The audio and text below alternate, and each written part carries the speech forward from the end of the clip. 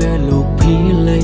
លីសំលេងកូនស្រីបានដាស់ស្មារតីឲ្យភ្ញៀងពីដុំនេះប៉ាក៏ក្រោកឡើងទាំងស្ងាព្រោះអីនៅងងុយគេងប៉ារំកូនពេកប៉ាក៏ស្ទុះផ្លែតប្រញាប់បីត្រកងវត្តមានរបស់កូនឲ្យប៉ាបានកងក្ដៅ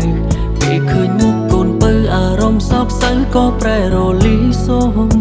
ទុំបីអបសឹងប៉ុណ្ណាក៏ប៉ាឆ្លងដោយរលូនព្រោះអីមានកូននៅក្បែរនោះអីប៉ាម្នាក់នេះនឹងធ្វើជាខ្នងបងឯកឲ្យកូនហើយសន្យាថានឹងថែកូនមិនឲ្យកូនជូរទុំភ័យកូនប្រៀបដូចជាដងហើម